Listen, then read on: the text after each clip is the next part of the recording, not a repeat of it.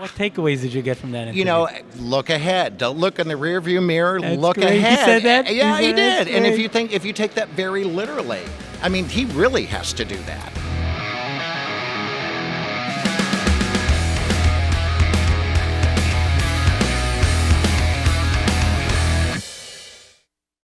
My guest now is Randall Kenneth Jones. He's coming out with a book very soon called Show Me. Randall, how are you? Welcome to the show. I'm doing very well.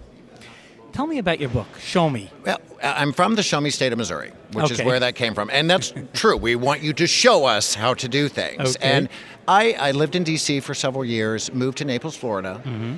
And I was trying to reinvent myself, as a lot of us do. And I went down there and I discovered so many different people who've been wildly successful, either live there full-time, part-time, come through town, know people. And I went to the Naples Daily News and I said, has anybody interviewed them? They said, no. Do you want to do it? And that was over 4 years and 100 interviews ago. 100 interviews. Over 100 Wow. interviews. Let's talk about some of your fascinating interviews. Name 2 or 3 guests and some of the takeaways. One of the things I tried to do with the book is I didn't want to just go white collar. I wanted to talk to, and I believe personal and professional development blend. I Okay, believe work-life balance. The whole thing. Absolutely, but I think you're the same person at home and at work. And I wanted So to go to a true. wide range. Carl Edwards from NASCAR. Now, I can't say for sure that I'm the only person to ever interview a NASCAR driver for a personal professional development book, but, you know, his business is speed. Right. His business is speed. This is And great. And what takeaways did you get from that interview? you know, look ahead. Don't look in the rearview mirror. That's look great. He ahead. said that? Yeah, He he said that's did. And great. if you take that very literally, I mean, he really has to do that. Oh, and how at He really 200 does have miles to an do that. hour plus. But if you do things wrong, or you move too fast, or you work too fast, in his world, you don't get a do-over. No. You know, you really You don't put get another it over. quarter in the machine. Yeah, and we let's don't. go None again. of us get the do-over. And No. you know, I thought that was really interesting. I think that you know, if I really go to another Pat Benatar, and I asked her, and I want basically she and her husband Neil Giraldo have had a family business. She's been around since 1979. And she's brilliant. She's amazing. But I found out in the 40 years she's been interviewed, nobody has ever talked to her about why you do what you do, what are your ethics, how do you run the business of being Pat and Neil. The other thing that I loved, and I've wanted to write about this forever, and it's in the book, she co-branded with her husband. She no longer records her tours as Pat Benatar. She records and tours as Pat Benatar and Neil Giraldo. We're not in a world that goes that direction. We go solo. Right. We don't go group. Right. And it was because she wanted to honor the commitment and his contribution to her success, which she steadfastly remains would never have happened without him. Now, each chapter is the interviewee the guest? There's how a do you mixture. package it? Each chapter actually has a different theme.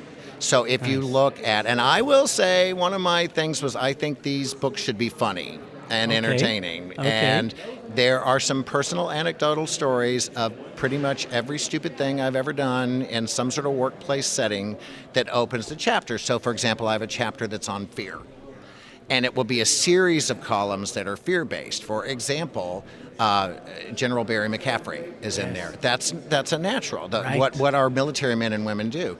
Kathy Griffin is in there because celebrities fear her the minute she walks into the room. Actually, Carl Edwards is in there. Susie Orman is in the chapter on fear and the education from her because money, it's huge. It's a huge fear. So it starts out with sort of an anecdotal story about my own fears and goes into looking at fear in that Nice. particular chapter. From Any a lot of different angles. takeaways from the interview with the general? You know, he did, and I wish I could quote him exactly. He wears a lapel pin that is his, I believe it's his Purple Heart, and I'm going to have to Okay, think right. that. But he doesn't want to be thought of as a general. He's a commander. He even though he's retired, he's a commander who's on the ground. He's one of the soldiers, essentially. And I am paraphrasing how Right. he said that. That's the general idea. But yeah, Not the top down. general idea, yeah. Right, well, no pun intended there. Yeah. But no, he really has so much respect for the boots that are on the ground. That's right. And that's why even as a retiree, he wears that pin to be able to say, I'm really one of you. I'm not, I don't live my life thinking as a strategic up above general. Any final takeaway from those amazing 100 interviews that you did?